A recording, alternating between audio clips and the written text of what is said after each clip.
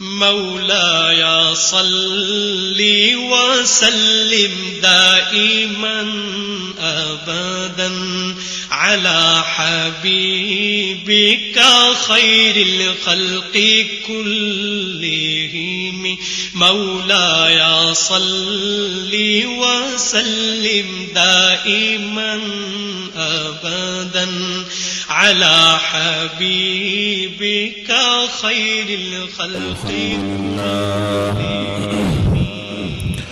نحمده ونستعينه ونستغفره ونؤمن به ونتوكل عليه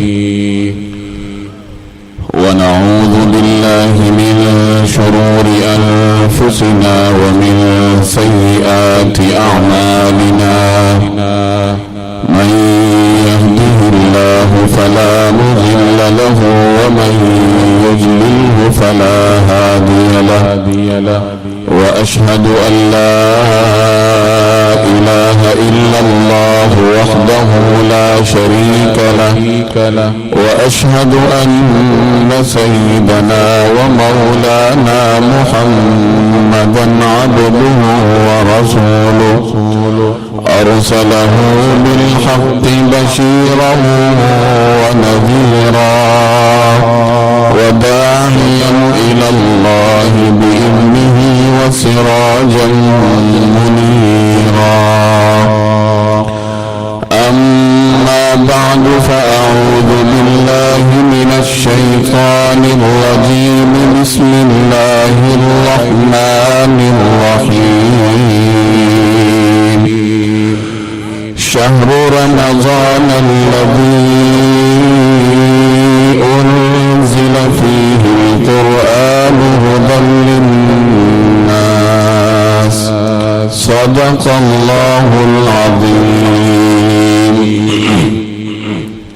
بزرگان محترم اور میرے عزیز دوستوں اور بھائیوں رمضان المبارک کا مہینہ ہے اور یہ وہ مہینہ ہے کہ جس کو سرکار دو عالم صلی اللہ علیہ وسلم نے ایک عظیم مہینہ قرار دیا چنانچہ حضرت انس بن مالک رضی اللہ تعالی عنہ کی روایت ہے کہ جب شعبان کا آخری دن ہوا یعنی جب رمضان کی بالکل آمد تھی اس وقت سرکار دو عالم صلی اللہ علیہ وسلم نے ہم سب کو جمع کیا اور فرمایا ایھا الناس قد اظلکم شہر عظیم شہر مبارک کہ اے لوگوں تمہارے اوپر ایک بہت عظیم مہینہ اور بہت بابرکت مہینہ سایہ فگن ہونے جا رہا یعنی ایک عظیم مہینہ اور بابرکت مہینہ اللہ جل جلالہ نے آپ لوگوں کو نصیب فرمایا تو رمضان کے اس مہینے کو سرور دو عالم صلی اللہ علیہ وسلم نے اپنے اس فرمان میں دو القابات دیے کہ یہ انتہائی بابرکت مہینہ ہے اور یہ انتہائی عظیم ترین مہینہ اور مزید فرمایا کہ یہ وہ مہینہ ہے جس میں ایک نفل کا ثواب عام دنوں کے 70 فرائض کے برابر اللہ رب العالمین عطا فرماتے ہیں یعنی اس مہینے میں اگر آپ نوافل پڑھتے ہیں 4 رکعت نفل آپ نے پڑھے تو اس کا ثواب ایسا ہی ہوگا جیسے دیگر مہینوں میں آپ نے 70 فرائض پڑھے گویا ایک کے بدلے میں 70 گنا تک اللہ رب العالمین انسان کو نیکیاں عطا فرماتے ہیں یہ وہ عظیم ترین مہینہ اور اس قسم کے مہینے کو ضائع کرنا یا اس مہینے میں اللہ رب العالمین سے اپنی مغفرت نہ کروانا اور ہاتھ سے اس کو جانے دینا یہ اتنی بڑی حماقت ہے کہ شاید ہی اس روئے زمین میں اس سے بڑی حماقت موجود جو تاجر لوگ ہیں وہ مختلف سیزنز تلاش کرتے ہیں کسی کا ایک سیزن ہے کسی کا دوسرا سیزن ہے تو اور سیزن کے اندر کام کرنے کے لیے وہ پہلے سے پلاننگ کرتے ہیں اپنی ٹیم کو سٹاف کو جمع کر کے باقاعدہ ایک پروگرام ان کو دیا جاتا ہے کہ ہم نے اس طریقے سے سیزن کو استعمال کرنا ہے اور اس طریقے طریقے سے زیادہ فائدہ حاصل کرنا ہے، اور جب سیزن آتا ہے تو وہ گھر بار بھول جاتے ہیں، وہ دیگر مصروفیات ترک کر دیتے ہیں اور اپنے معاملات کا زیادہ تر وقت وہ دکان کو دیتے ہیں، اپنی تجارت کو دیتے ہیں۔ یعنی عام دنوں میں جتنی وہ تجارت کو جتنا وہ وقت دیتے ہیں، سیزن میں اس سے بڑھ کے وقت دیتے ہیں، کیونکہ اس میں کمائی زیادہ ہوتی ہے۔ تو میرے بھائی، یہ رمضان کا مہینہ یہ مومنین کی کمائی کا مہینہ ہے، یہ سیزن ہے نیکیوں کا، کہ ایک کے بدلے میں آپ کو لاتعداد نیکیاں اللہ جل جلالہ عطا کر رہے۔ تو یہ ہم سب کا سیزن ہے بحیثیت مسلمان کے، اور اگر ہم اپنے ہاتھ سے اس کو جانے دیں تو یہ انتہائی خسارے اور گھاٹے کا سودا ہو۔ اب اس میں کرنا کیا چاہیے؟ ویسے تو ہر قسم کی عبادت آپ رمضان میں کر سکتے ہیں اور کرنی بھی چاہیے، اور ہر عبادت کی اپنی اہمیت ہے۔ آپ ذکر اذکار کریں، آپ نوافل پڑھیں، آپ اپنے اخلاق بھی اچھے رکھیں، گناہ چھوڑ دیں۔ یہ تمام وہ کاموں کی ایک فہرست آپ اپنے لیے بنا سکتے ہیں کہ میں اس مہینے میں اللہ جل جلالہ کو راضی کروں تو کیسے کروں۔ لیکن سرکار دو عالم صلی اللہ علیہ وسلم کے بارے میں ایک فرمان ایسا نقل کیا جاتا ہے جو میرے اور آپ کے لیے اس مہینے کا ایک لائحہ عمل چھوڑ دے۔ چنانچہ نبی کریم صلی اللہ علیہ وسلم کا معمول صحابہ کرام نقل کرتے ہیں، صحیح بخاری کی روایت ہے، اور یہ روایت تقریباً تمام احادیث کی کتابوں میں موجود ہے کہ کان النبی صلی اللہ علیہ وسلم اجود، کہ نبی کریم صلی اللہ علیہ وسلم انتہائی سخی تھے، اللہ رب العالمین کے راستے میں اپنا سب کچھ لٹانے والی شخصیت۔ وَكَانَ أَجْوَدَ مَا يَكُونُ فِي رَمَضَانَ حِينَ يَلْقَاهُ جِبْرِيلُ، اور رمضان کے مہینے میں جب جبریل کی آپ سے ملاقات ہوا کرتی تھی تو رمضان کے اس مبارک مہینے میں نبی کریم صلی اللہ علیہ وسلم کی سخاوت وہ پہلے سے کئی گنا بڑھ جاتی۔ وَكَانَ يَلْقَاهُ فِي كُلِّ لَيْلَةٍ مِّن رمضان، اور حضرت جبرائیل علیہ السلام یہ نبی کریم صلی اللہ علیہ وسلم کے ساتھ رمضان کی ہر رات میں ملاقات کرتے تھے، ہر رات میں ان دونوں حضرات کی ملاقات ہوتی تھی، اور معمول کیا ہوتا تھا؟ فَيُدَارِسُهُ الْقُرْآنِ، کہ باہمی قرآن کریم کا دور کیا کرتے، ایک دوسرے کو قرآن کریم سنایا کرتے تھے۔ جیسے حفاظ کو آپ دیکھتے ہوں گے کہ ایک حافظ سناتا ہے پہلے، پھر دوسرا اس کو بعد میں سناتا ہے، اس کو دور کہا جاتا ہے، اور یہ دور سرکار دو عالم صلی اللہ علیہ وسلم اور حضرت جبرائیل کی سنت ہے کہ وہ رمضان میں باہمی ایک دوسرے کو سنایا کرتے تھے۔ وَكَانَ أَجْوَدُ بِالْخَيْرِ مِنَ الرِّيحِ الْمُرْسَلَةِ، اور رمضان کے ان دنوں میں نبی کریم صلی اللہ علیہ وسلم چلتی ہوئی تیز ہوا سے بھی زیادہ آپ کی سخاوت ہوا کرتی۔ یہ ایک روایت۔ اب اس سے دو چیزیں آپ کے سامنے ہیں کہ نبی کریم سرور دو عالم صلی اللہ علیہ وسلم رمضان کے مہینے میں دو چیزوں پر مداومت فرماتے، یا دو چیزوں کی کثرت ہوتی تھی نبی کریم صلی اللہ علیہ وسلم کے ہاں۔ ایک سخاوت، نمبر دو تلاوت قرآن، اللہ تعالیٰ کے راستے میں خرچ کرنا، اللہ رب العالمین کی کتاب کی تلاوت کرنا۔ یہ دو وہ اعمال ہیں جو سرکار دو عالم صلی اللہ علیہ وسلم رمضان المبارک میں دیگر ایام کی منسبت بڑھا دیا کر۔ پہلی چیز کیا ہے؟ سخاوت، اللہ کے راستے میں خرچ کرنا۔ ویسے تو حضور صلی اللہ علیہ وسلم ہمہ وقتی سخی تھے، ہر وقت اللہ تعالیٰ کے راستے میں آپ اپنا سب کچھ لٹانے کے لیے تیار ہوتے تھے، اور یہ نبوت کے بعد ہی نہیں بلکہ نبوت سے پہلے سرور دو عالم صلی اللہ علیہ وسلم کا معمول تھا۔ چنانچہ آپ نے پڑھا ہوگا کہ جس وقت غار حرا میں حضرت جبرائیل سے آپ کی ملاقات ہوئی اور آپ کچھ مضطرب ہوئے اور گھر تشریف لائے تو حضرت خدیجہ رضی اللہ تعالی عنہا نے نبی کریم صلی اللہ علیہ وسلم کو تسلی دی، اور تسلی کے الفاظ کیا تھے کہ کلا واللہ لا یخزیک اللہ ابدا انک لتصل الرحم وتحمل الکل وتکسب المعدوم وتقری الضیف وتعین علی نوائب الحق، کہ اللہ کی قسم قسم اللہ رب العالمین آپ کو ہرگز رسوا نہیں کرے گا، یعنی آپ مضطرب نہ ہو، آپ پریشان نہ ہو، کیونکہ اللہ تعالیٰ آپ کو رسوا نہیں ہونے دے گا۔ کیوں؟ انک لتصل الرحم، آپ صلہ رحمی کرتے ہیں، آپ اپنے رشتہ داروں کا خیال کرتے ہیں، وتحمل الکل وتکسب المعدوم، اور جس شخص کے پاس کچھ نہ ہو آپ اس کو عطا کرتے ہیں، لوگوں کا بوجھ اٹھانے میں آپ ان کی مدد کرتے ہیں، وتقی الضیف، اور آپ بڑے مہمان نواز ہیں، وتعین علی نوائب الحق، اور لوگوں کے مسائل میں آپ ان کی مدد کرتے ہیں۔ جب اتنی بڑی بڑی خصوصیات اللہ تعالیٰ نے آپ کو عطا کی ہیں تو پھر آپ کو مطمئن رہنا چاہیے کہ اللہ تعالیٰ آپ کو رسوا نہیں ہونے دے۔ یہ نبی کریم صلی اللہ علیہ وسلم کی عادت تھی کہ نبوت سے پہلے ہی سرکار دو عالم صلی اللہ علیہ وسلم کے اندر اللہ رب العالمین نے سخاوت، رحم دلی، لوگوں کا خیال رکھنا، یتیموں اور بیواؤں کی خبرگیری کرنا، یہ تمام خصوصیات نبوت سے پہلے ہی آپ صلی اللہ علیہ وسلم کے اندر گویا کہ بھر دی گئی، اور نبوت کے بعد تو ہر چیز ابھر کر سامنے ہے۔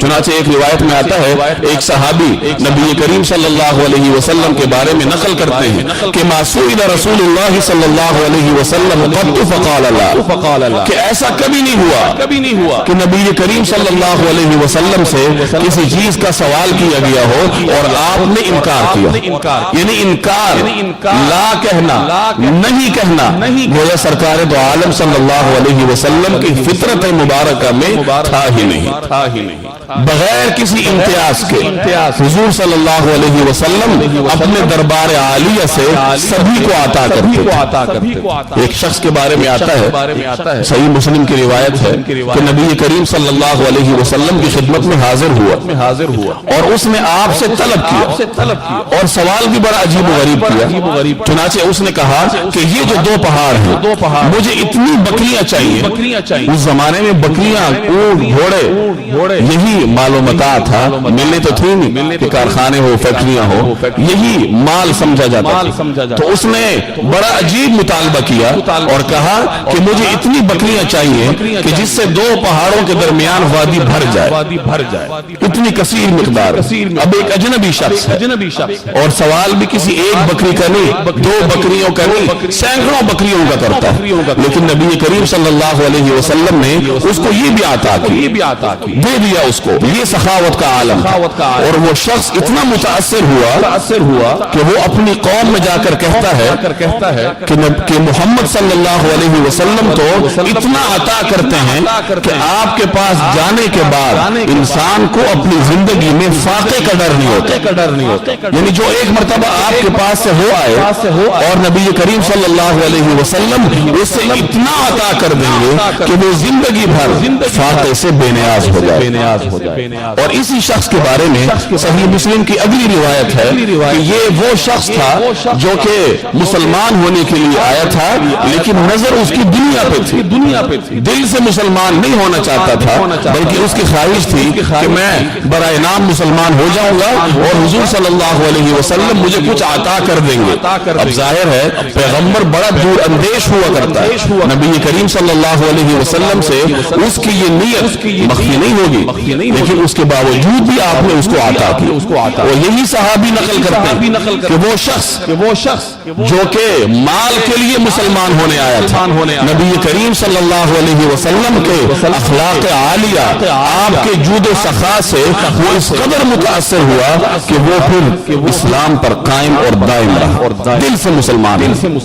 یہ نبی کریم صلی اللہ علیہ وسلم کی سخاوت کا عالم تھا کہ آپ بغیر کسی امتیاز کے، مسلمان اور کافر کی تفریق آپ کے ہاں نہیں تھی، نمازی اور بے نمازی کا امتیاز حضور صلی اللہ علیہ وسلم کے ہاں نہیں تھا، بس دینے کے لیے اتنا ہی کافی تھا کہ اللہ کا بندہ ہے اور ہم نے اللہ کے لیے دینا ہے۔ جیسے آپ نے حدیث سنی کہ ما سئل النبی صلی اللہ علیہ وسلم قط فقال لا، کہ ایسا کبھی نہیں ہوا کہ کوئی شخص حضور کے دربار میں گیا ہو کچھ مانگنے کے لیے اور آپ علیہ الصلوات والتسلیمات کی زبان المقدس سے نہیں نکلا دے دیا کرتے تھے، چیک نہیں کرتے تھے کہ مستحق ہے یا نہیں، مسلمان ہے یا نہیں، نمازی ہے یا نہیں۔ انسانیت کا ہونا، انسان کا ہونا ہی نبی کریم صلی اللہ علیہ وسلم کے ہاں کافی ہوا کرتا تھا۔ یہ آپ کی سخاوت کا عالم تھا عام دنوں میں، اور رمضان المبارک میں یہ چیز اور بڑھ جایا کرتی تھی۔ جیسے صحیح بخاری کی روایت آپ نے سنی کہ کان اجود بالخیر من الریح المرسلہ، کہ چلتی ہوئی تیز ہوا کی تیزی سے بھی زیادہ نبی کریم صلی اللہ علیہ وسلم کی سخاوت کا عالم ہوا کرتا رمضان کے مہینے۔ تو یہ پہلی چیز ہے میرے اور آپ کے لیے کہ اس مہینے میں انسان بڑھ چڑھ کر خرچ کرے، اس امید میں نہ رہے یا اس زعم میں نہ رہے کہ میں تو غریب ہوں، میرے پاس تو کچھ نہیں ہے۔ ایک روایت میں آتا ہے کہ بعض اوقات 1 درہم اللہ تعالیٰ کے راستے میں خرچ کرنا 1 لاکھ دراہم خرچ کرنے سے ثواب میں بڑھ جاتا ہے۔ اب صحابہ نے حیران ہو کر پوچھا کہ یا رسول اللہ کہاں 1 درہم اور کہاں 1 لاکھ دراہم؟ تو آپ نے فرمایا کہ ایک غریب شخص جس کے پاس ہو ہی چند دراہم اور وہ ان چند دراہم میں سے 1 درہم خرچ کر دے، اور دوسری طرف ایک مالدار اربوں خربوں پتی انسان ہے وہ 1 لاکھ روپے خرچ کرتا ہے، تو اس غریب انسان کا 1 درہم خرچ کرنا یہ محنت میں بڑھ جاتا ہے۔ اور اللہ رب العالمین کے ہاں انسان کی محنت کو دیکھا جاتا ہے۔ لن ینال اللہ لحومها ولا دماؤها ولکن ینالہ التقوی منکم، کہ یہ جو تم جانور قربان کرتے ہو اللہ تعالیٰ کے ہاں خون نہیں پہنچتا، گوشت بھی نہیں پہنچتا کہ کتنا موٹا جانور، بلکہ اللہ تعالیٰ انسان کے تقوی کو دیکھتا ہے، اور تقوی دل کی کیفیت کا نام ہے۔ تو اس زعم میں نہیں رہنا چاہیے کہ میری آمدنی کم ہے یا میرے پاس کچھ نہیں ہے، بلکہ بڑھ چڑھ کے اللہ کے راستے میں خرچ کرنا چاہیے جتنی آپ کو اللہ نے استطاعت دی۔ ایک روایت میں آتا ہے کہ روزانہ صبح 2 فرشتے اترتے اور ان میں سے ایک دعا کرتا ہے اللہم آتی من انفق خلفا، کہ یا رب العالمین جو شخص آپ کے راستے میں خرچ کرتا ہے آج کے دن آپ اس کو مزید عطا فرمائیں، وَأَمْسِكْ مُمْسِكًا تَلْفًا، اور جو شخص آپ کے راستے میں خرچ کرنے سے رکتا ہے تو اس کے مال کے لیے بدعا کرتا ہے وہ دوسرا فرشتہ۔ اور نبی کریم صلی اللہ علیہ وسلم کی ایک روایت ہے، حضرت بلال سے آپ نے فرمایا انفق یا بلال ولا تخشى من ذی العرش اقلالا، اے بلال خرچ کرو اللہ کے راستے اور عرش کے مالک سے کمی کا خوف نہ رکھو، یعنی یہ تمہارے دل میں غم نہیں ہونا چاہیے کہ میں جو خرچ کر رہا کہیں میرے مال میں کمی نہ ہو جائے۔ کیوں؟ من ذا الذی یقرض اللہ قرضا فیضاعفہ اضعافا، کہ جو شخص اللہ تعالیٰ کے راستے میں خرچ کرتا ہے تو گویا کہ وہ اللہ کو قرض دیتا ہے، اور اللہ رب العالمین قرض کو کئی گنا کر کے واپس کرے، چاہے اس دنیا میں ہو یا آخرت میں ہو۔ تو یہ حضور صلی اللہ علیہ وسلم کے رمضان کے معمولات کا پہلا حصہ تھا کہ سرور کونین صلی اللہ علیہ وسلم کی سخاوت اس مہینے میں بڑھ جایا کرتی تھی۔ تو میرے اور آپ کے لیے بھی اس میں سبق ہے کہ جتنا کچھ اللہ نے دے رکھا ہے کم ہو یا زیادہ ہو انسان کچھ نہ کچھ اس میں خرچ کرے، سحری کے وقت، افطاری کے وقت لوگوں کو تلاش کرے کہ کون سے وہ لوگ ہیں آپ کے محلے میں جن کے ہاں سحری افطاری میں کچھ نہیں ہوتا، آپ جا کے ان کو دیں، کھجور کا ایک دانہ ہی کیوں نہ۔ نبی کریم صلی اللہ علیہ وسلم کی ایک روایت ہے، آپ نے صحابہ کے سامنے افطار کے فضائل بیان فرمائے کہ جو شخص کسی روزے دار کا روزہ افطار کرواتا ہے اللہ تعالیٰ اس کو یہ اجر دے گا۔ اب صحابہ غریب تھے، انہوں نے عرض کیا کہ یا رسول اللہ ہمارے پاس اپنے افطار کے لیے کچھ نہیں ہوتا، ہم دوسرے کو کیسے افطار کروائیں؟ تو آپ نے فرمایا کہ یہ اجر اللہ تعالیٰ اس کو بھی عطا کرے گا جو کسی مسلمان کو ایک کھجور کے ذریعے اس کا روزہ افطار کروائے، اگر کھجور نہیں ہے تو پانی کے گھونٹ کے ذریعے افطار کروا دو، اللہ تعالیٰ اجر اس کو بھی عطا کرے۔ تو یہ پہلا ایک سبق ہے میرے اور آپ کے لیے کہ اس مہینے میں جتنا کچھ میرے اور آپ سے ہو سکے اللہ کے راستے میں خرچ کرے۔ اور دوسرا معمول کہ نبی کریم صلی اللہ علیہ وسلم حضرت جبرائیل کے ساتھ قرآن کریم کا دور کیا کرتے، فیدارسہ القرآن، کہ حضرت جبرائیل ہر رات نبی کریم صلی सल्लल्लाहु अलैहि वसल्लम से मिलने आते थे रमजान के महीने में, और ये बाहमी दौर करते थे। इधर से जिब्राइल ने सुनाया और जवाबन हुजूर ने सुना। और एक रिवायत में आता है कि हर साल एक मरतबा दौर हुआ करता था, लेकिन जब आप सल्लल्लाहु अलैहि वसल्लम की हयात तय्यबा का आखिरी रमजान तो 2 मरतबा दौर फरमाया, 2 मरतबा। तो ये दूसरी सुन्नत है नबी करीम सल्लल्लाहु अलैहि वसल्लम की कि इस महीने में कसरत के साथ कुरान करीम की तिलावत की जाए। वैसे भी इस महीने की निस्बत है ही कुरान के साथ। इस महीने का तारुफ ही कुरान करीम के जरिए करवाया। शहरु रमजान, रमजान का महीना। कौन सा रमजान? रमजान का तारुफ क्या है? तो फरमाया अल्लज़ी उन्ज़िल फ़ीहिल कुरान, कि वो रमजान जिसमें अल्लाह जल्ल जलालुहु ने कुरान करीम को नाज़िल। तो रमजान की तारीफ, इसका तारुफ कुरान करीम के जरिए करवाया गया। हर आसमानी किताब को रमजान के साथ कुछ न कुछ निस्बत है। मुस्नद अहमद बिन हंबल की रिवायत है कि हजरत इब्राहीम अलैहिस्सलाम के सहीफे ये रमजान की पहली रात को नाज़िल हुआ। तौरात 6 रमजान को नाज़िल हुई, इंजील 13 रमजान को नाज़िल हुई, ज़बूर भी इसी रमजान में नाज़िल हुई। और कुरान करीम के बारे में तो आप जानते ही हैं कि उसका नुज़ूल रमजान में हुआ। इन्ना अंज़लनाहु फ़ी लैलतिल क़द्र, कि हमने इसको शब क़द्र में नाज़िल किया। इन्ना अंज़लनाहु फ़ी लैलतिन मुबारका, हमने इस कुरान करीम को एक मुबारक रात में नाज़िल किया। तो कुरान नाज़िल ही रमजान में हुआ। तो रमजान के साथ इसकी एक निस्बत है। इसलिए हमारे असलाफ का मामूल था कि वो रमजान में दीगर तमाम काम छोड़ दिया करते थे और कुरान करीम की तिलावत को अपना मामूल बनाते थे। इमाम मालिक का नाम आपने सुना होगा। मदीना तय्यबा में ये हदीस और फिक्र दोनों के इमाम। हदीस में इनकी मुवत्ता इमाम मालिक, ये हदीस का एक मामूली तालिब इल्म भी उसको जानता है। और एक जमाना था कि इसको असहुल कुतुबी बादा किताबिल्लाह कहा जाया करता था। बाद में ये दर्जा बुखारी को हासिल हुआ, लेकिन बुखारी से पहले मुवत्ता इमाम मालिक का ये दर्जा था। इतने बड़े हदीस के इमाम हैं और फिक्री तौर पर उनकी आरा इस कदर मकबूल थी कि मदीना मुनव्वरा में उनके नुक्ता नजर पे अमल होता था। और आज भी 1/4 दुनिया इमाम मालिक की फिक़ह को लेके चलती। तो ये उनके इल्म का हाल था हदीस और फिक़ह में। हदीस की मजालिस होती। अब हदीस की मजलिस ही एक इबादत है। फिक़ही मजालिस बज़ाते खुद इबादत। लेकिन रमजान के महीने में वो तमाम मजालिस छोड़ दिया करते। हदीस की मजलिस भी बंद, फिक़ही मजलिस भी बंद, और कुरान करीम का मुसहफ उठा के बैठ जाया करते थे और सिर्फ तिलावत करते। क्यों? इसलिए कि उनको मालूम था कि अगरचे हदीस के दर्स का भी सवाब है, फिक़ही मजालिस का भी सवाब है, लेकिन रमजान के इस महीने में जो सवाब कुरान करीम की तिलावत का है वो किसी और चीज का नहीं। सुफियान सौरी फरमाया करते थे कि रमजान का महीना 2 चीजों का महीना, एक तिलावत कुरान करीम और नंबर 2 सखावत, जो नबी करीम सल्लल्लाहु अलैहि वसल्लम के मामूल से भी आपके सामने है। तो दूसरी चीज जो इस महीने में मैंने और आपने अपनानी है वो कुरान करीम की तिलावत है कि कसरत के साथ इंसान कुरान की तिलावत करे।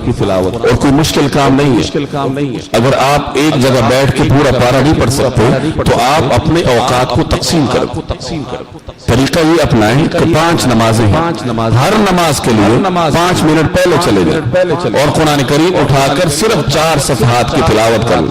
अगर आप हर नमाज से पहले 4 सफ़हात की तिलावत को अपना मामूल बनाएंगे तो दिन में आपकी 5 नमाजें और 20 सफ़हात कुरान करीम की तिलावत हो जाएगी। और एक पारा तकरीबन 20 सफ़हात पर ही मुश्तमिल होता है। तो वो एक पारा तिलावत आपने कर ली और कोई इजाफी वक्त आपको नहीं देना पड़ा। ये कम से कम मिक़दार।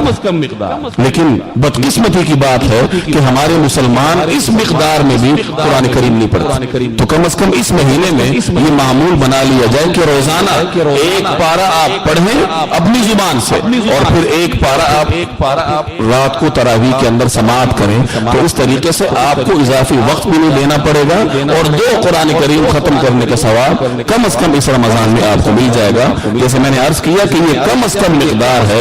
और बाकी तो जिन हजरात को अल्लाह ने तौफीक दे रखी है तो उनके लिए मैदान खुला है कि वो सारा दिन तिलावत करें। और एक सबसे अहम चीज इस महीने में ये है कि कुरान करीम को मेरे भाई समझने की कोशिश करें, किसी न किसी हद तक। मुझे और आपको पता हो कि कुरान करीम हमसे कहता क्या है। अब एक मुसलमान है, बड़े उलूम और फनून उसको आते हैं, उसने MSc कर रखी है फिजिक्स में, केमिस्ट्री में, कंप्यूटर साइंस में, अंग्रेजी वो पढ़ लेता है। डान अखबार उसके सामने रखें, वो मुश्किल अंग्रेजी का लम्हों में तर्जुमा कर देगा, इतनी अल्लाह ने उसको महारत दी है। लेकिन यही काबिल और ज़हीन और फतीन मुसलमान जब अल्लाह ताला के इस पैगाम को लेके बैठता है तो कुरान करीम के 30 पारों में से उसको एक आयत का तर्जुमा तक नहीं आता। क्या फायदा आपके इस इल्म का, क्या फायदा आपके इस मास्टर का। ये MSc लेके आप कब्र में जाएंगे, ये कंप्यूटर की तालीम लेके अल्लाह को दिखाओगे कि हमने दुनिया में ये किया। इन चीजों की अहमियत अपनी जगह, इनकी अहमियत से इनकार नहीं है, लेकिन बतलाना ये मकसूद है कि कुरान करीम की भी एक अहमियत है, इसको समझने की। कुरान करीम जगह जगह आपको दावत देता है कि आओ और मुझे समझने की कोशिश करो, और बड़े दर्दनाक अंदाज में पुकारता है अफला यतदब्बरून अल कुरान, कि ये मुसलमान, ये मुझे पढ़ने वाले, ये मेरे अंदर गौर फिक्र क्यों नहीं करते। अम अला कुलूबिन अक़फ़ालुहा, क्या इनके दिलों पर कुफल लगे हुए हैं, क्या इनके दिलों पर मोहर लगा हुआ है कि वो हर चीज पढ़ लेते हैं, लेकिन जब मेरी बारी आती है तो उनकी जुबानें दंग और अक्लें खामोश हो जाए। जगह जगह कुरान आपको दावत देता। इन्ना अंज़लनाहु इलैका मुबारकन लियतदब्बरू, कि हमने ये कुरान करीम की आयत इसलिए नाजिल की है ताकि इसके अंदर गौर फिक्र किया जाए, तदब्बुर किया जाए। और गौर फिक्र क्यों करे इंसान, क्योंकि ये आपके लिए किताब हिदायत है। आप आगाज ही कुरान करीम का इस चीज से करते हैं कि हुदल लिल मुत्तकीन, कि ये मुत्तकीन के लिए हिदायत है।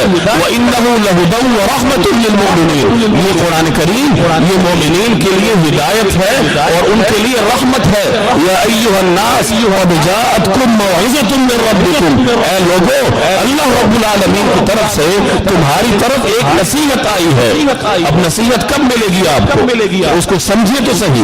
हिदायत कब मिलेगी मुझे कि मैं इसको समझूं तो सही। ये रहमत कब साबित होगी मेरे लिए कि मैं इसको समझूं तो सही। अब अव्वल तो सूरत हाल ये है कि बड़े से बड़ा तालीम याफ्ता होगा, उसको कुरान करीम सही लब लहजे के साथ पढ़ना ही नहीं आता। पहले स्टेप में मुसलमान फेल कि उसको हा के तलफ़ुज़ का नहीं पता, उसको काफ के तलफ़ुज़ का नहीं पता। कुरान करीम क्या जो तलफ़ुज़ है, लब लहजा है, एक ज़हीन और फतीन मुसलमान इसी में फेल। समझ की बात तो बाद में आती।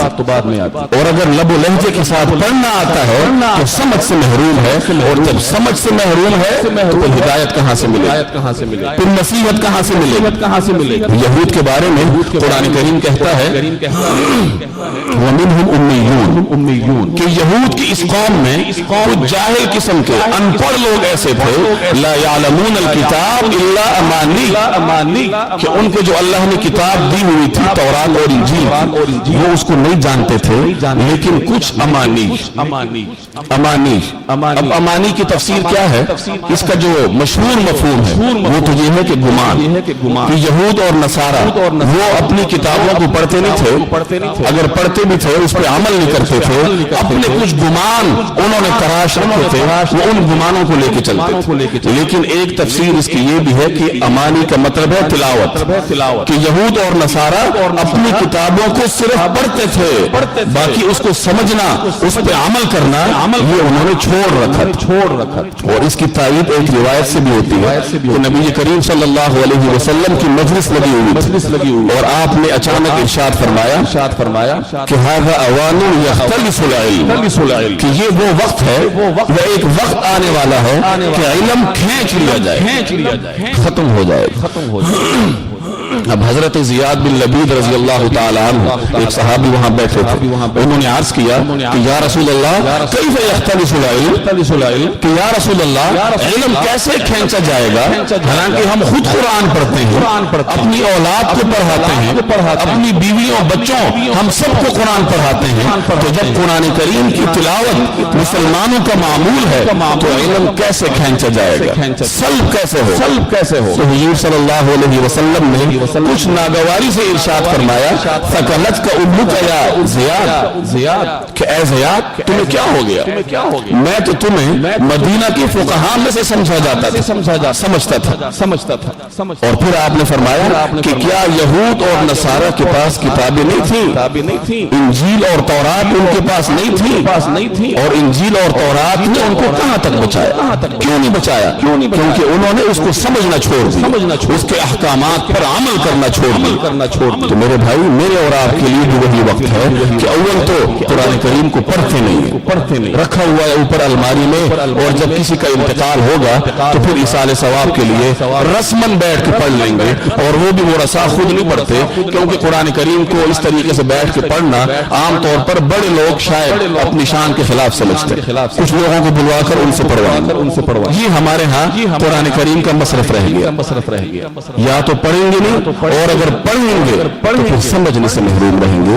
میرے بھائی باتیں اگرچہ تلخ ہیں، لیکن صرف میرا مقصد یہ ہے کہ رمضان کا یہ مہینہ جو مجھے اور آپ کو اللہ تعالیٰ نے عطا کیا ہے، اس مہینے میں ابھی آغاز ہے، 2-3 روزے گزرے ہیں، اگر ہر مسلمان یہ عزم کر لے کہ میں قرآن کریم کو سمجھنے کی کوشش کروں گا، اور میں بار بار عرض کرتا رہتا ہوں کہ ہر لفظ کا ترجمہ اور مفہوم کا سمجھنا ایک عام مسلمان کی ذمہ داری نہیں ہے۔ عام مسلمان کی ذمہ داری یہ ہے کہ اسے قرآن کریم کا ایک اجمالی خاکہ معلوم ہو، ایک ہدایات کا ایک اجمالی خلاصہ اس کا علم ہو، اس کو معلوم ہو کہ کس کس صورت میں اللہ رب العالمین نے مجھ سے کیا طلب کیا ہے۔ تو رمضان کے مہینے میں اگر اس چیز کو ہم اپنا لیں کہ اللہ تعالیٰ کی اس کتاب کو اس مہینے میں میں اور آپ سمجھ لیں، تو پھر میں یہ سمجھتا ہوں کہ یہ مہینہ میرے اور آپ کے لیے کارآمد ہوگا، اور یہ بھی کوئی مشکل نہیں ہے۔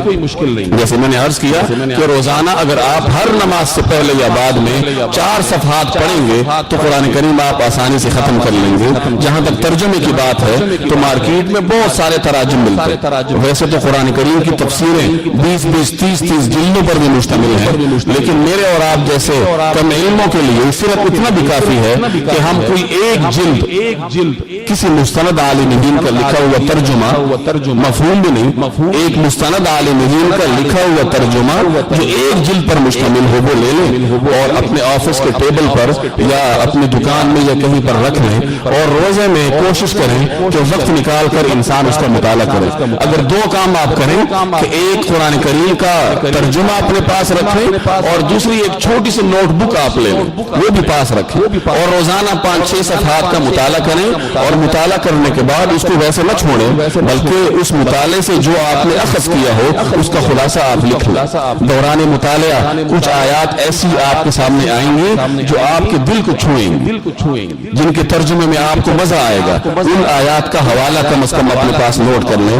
اس طریقے سے رمضان کے اختتام تک آپ کی تلاوت بھی پوری ہو جائے گی، آپ کا ترجمہ بھی پورا ہو جائے گا، اور آپ کے پاس ایک نوٹ بک کی شکل میں قرآن کریم کا خلاصہ بھی آ جائے گا جو ساری عمر آپ کو کام دے گا۔ اگر یہ چند کام ہم اس رمضان میں کر لیں تو یہ رمضان میرے اور آپ کے لیے واقعتاً ایک بہار ثابت ہوگا۔